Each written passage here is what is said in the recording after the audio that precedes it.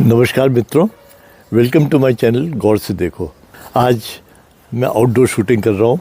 May be there be some outside voices, pardon me for that. आजकल सारे में चर्चा या तो राम मंदिर की है और या शंकराचार्यों की।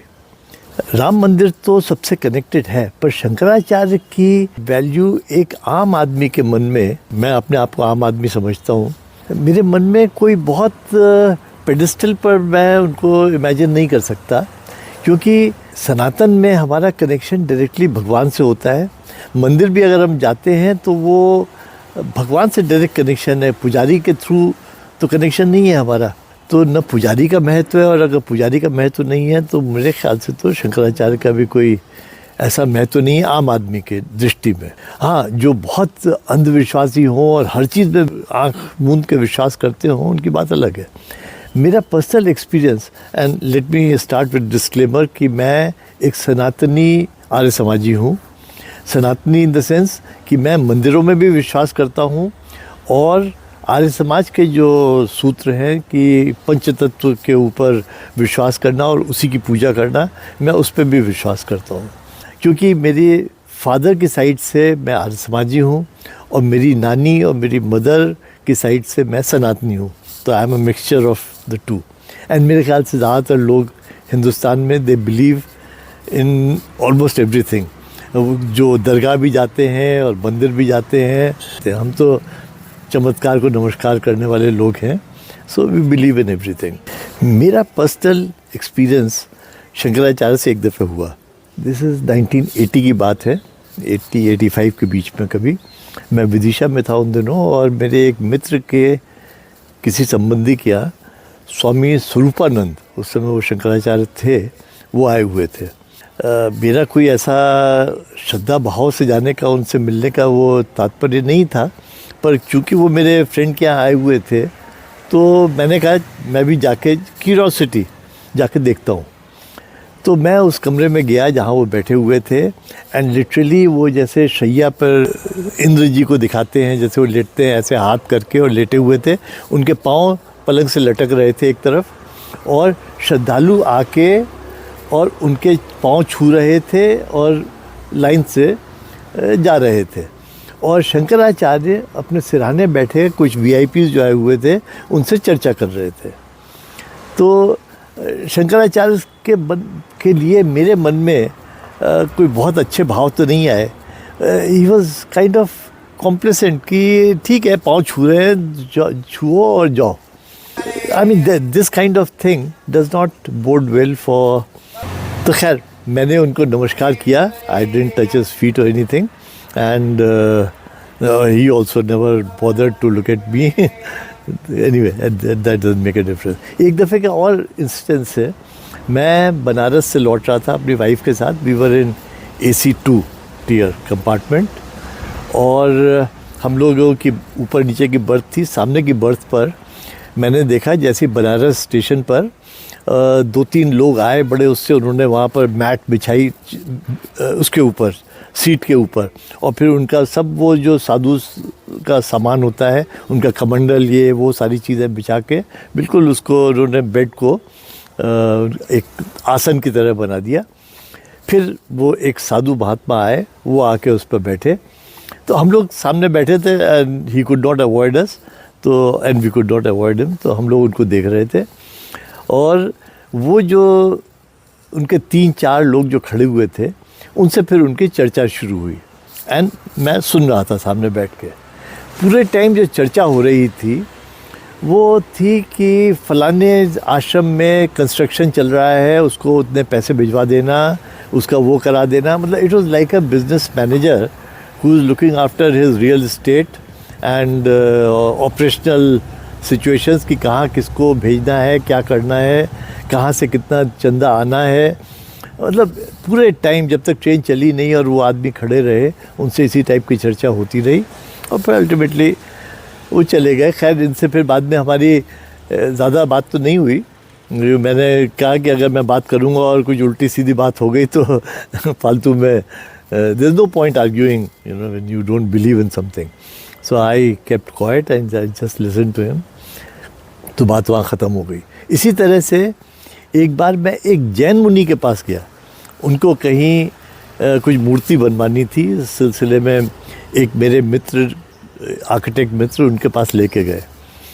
तो नॉर्मल कोर्स में तो खैर सब लोग बाहर बैठे रहते हैं, क्योंकि उनका इंटरेस्ट था, इसलिए उन्होंने मुझको और मेरे आर्किटेक्ट फ्रेंड को कमरे में बुला लिया। तो वो नागा जैन थे, मतलब जो न्यूड रहते हैं। तो वो अपने आसन पे बैठे हुए थे और हम लोग बैठ गए। इतने में उनके पास फ़ोन आ गया, तो naturally that is bigger priority. तो हम लोग बैठे रहे और वो बात करते रहे। He was again talking to somebody on the other side of the phone, we don't know, कि वो मेडिकल कॉलेज खुलना है तो उससे जाके बात कर लेना, मेरी बात हो गई है, मैंने कह दिया है। या दूसरा जो था वो कहीं आश्रय, एक मंदिर बन रहा था, उसके बारे में चर्चा पूरे टाइम। मतलब जो आदमी पूरी दुनिया त्याग चुका है, जो कपड़े त्याग चुका है, वो आदमी बात कर रहा था of a medical college end of a मंदिर बिल्ट समवेयर, और उसके लिए कितना पैसा कहाँ भेजना है, क्या करना है। तो ये सब देख के एक बड़ा अजीब सा भाव मन में आता है। How can you have faith in a man basically, क्योंकि आदमी में तो कमज़ोरियाँ होती ही हैं, वो भले शंकराचार्य हो, चाहे मैं हूँ, चाहे कोई हो, या आप हो, कोई भी हो। तो उनको किसी पेडिस्टल पे बैठलाना, I think it is it doesn't appeal to at least my sensibilities.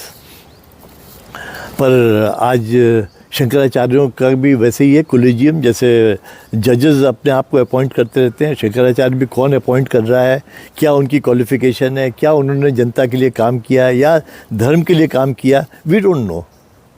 We only know कि कोई कंट्रोवर्सी हो जाए कि अभी जैसे एक कई शंकराचार्य, उनको तो खैर कुछ को भागना पड़ा, कुछ जेल भी गए, तो they have same feelings as a common ordinary man.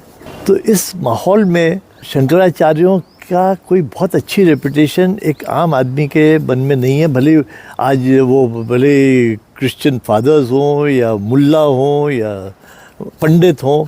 In fact मुझे याद आता है, मैं बनारस जब भी बाबा विश्वनाथ के दर्शन भी करने जाता था, मुझे सबसे ज़्यादा डर लगता था कि वहाँ कोई पंडा पकड़ न ले, because then they really hijack you, और वो फिर आपकी पूजा करा। शुरू में तो हम बुद्धू बन चुके हैं, वो जाके पूजा करा देंगे and then they demand anything they can demand. सबसे ज़्यादा डर लगता है कि यू आर नॉट हाईजैक्ड। जब इस बार मैं गया, जब ये पूरा नया बन चुका है बाबा विश्वनाथ का बनारस में, तो it was very peaceful. There was a system, you could go in a line and properly दर्शन करिए और आगे जाइए। It was much better this time. मेरे ख्याल से Ram Mandir should, I hope, be a turning point in Indian this religious practices, कि एक तो एक मंदिर ऐसा होना चाहिए जो कि पूरी कंट्री को यूनाइट करे। आज ये चार शंकराचार्य चार कोनों में, भले आदि शंकराचार्य ने बनाए थे, उनका उस समय क्या सिचुएशंस थी, communication was difficult.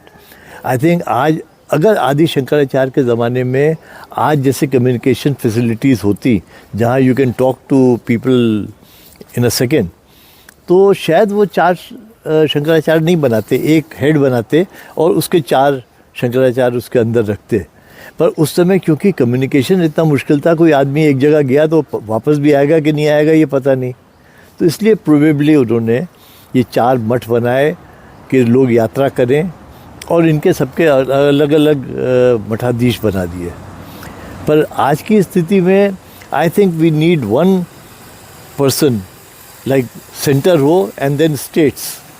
So these four Shankaracharyas should be under one Shankaracharya in my opinion, जो कि इनको फिर कंट्रोल करे, तो उससे एक यूनिटी रहेगी, यूनिफॉर्मिटी रहेगी। और उसका एक प्रॉपर, जैसे आज अगर IAS में जाना है, किसी और चीज़ में जाना है, तो आपको भी पंडित बनने के लिए कुछ स्टैंडर्ड होना चाहिए, आपको कुछ ज्ञान होना चाहिए, उसकी परीक्षा होनी चाहिए, तभी आप मंदिर के पुजारी बन सकते हैं, या ग्रेजुअली एलिवेट होके bye sheer brilliance you can rise up to level of Shankaracharya. Then I think people will have more respect and faith in these people. Otherwise they are counterproductive to the religion. So we need these reforms, and time has come. And now with Ram Mandir, I think everybody is now so focused on it. And सबको इतनी राम मंदिर से सबको इतनी आशाएं हो गई हैं कि इस समय रिफॉर्म्स हो सकते हैं. आई होप कुछ इस तरह का वातावरण बने जिसमें रिफॉर्म्स हों एंड हम लोग ये ज़बरदस्ती की कंट्रोवर्सी से बाहर निकल सकें, क्योंकि जहाँ 4 आदमी रहेंगे वहाँ 4 तरह की बातें होंगी and politicians will try to exploit one against the other. इससे फिर पॉलिटिकल गेम शुरू हो जाता है. पॉलिटिक्स तो हर जगह वैसे आएगी, क्योंकि पुराने ज़माने में राजा का धर्म ही प्रजा का धर्म होता था, तो इसलिए नोबडी कैन बी अनबायस्ड. ऐसा कोई आदमी पैदा नहीं हुआ जो जिसकी बायसेस ना हो. एंड जो भी आदमी at the helm of affairs रहेगा, भले ही वो आज का प्रधानमंत्री हो या पहले ज़माने का राजा हो, they will have their own biases and influences. We have to live with it. जो मेजॉरिटी का ओपिनियन होगा, that should prevail in everything. Religion also is part of life, just like politics is part of our life. खैर, आपके क्या विचार हैं इस बारे में, आप ज़रूर बताएं. And how do you see Sanatan moving forward? I have high hopes with this Ram temple coming up. Jai Shri Ram. And it gives me goosebumps. Thanks for listening. इसको अपने फ्रेंड्स में शेयर करिए, अपनी opinion भेजिए, इसके ऊपर चर्चा करिए. Thank you very much. Goodbye.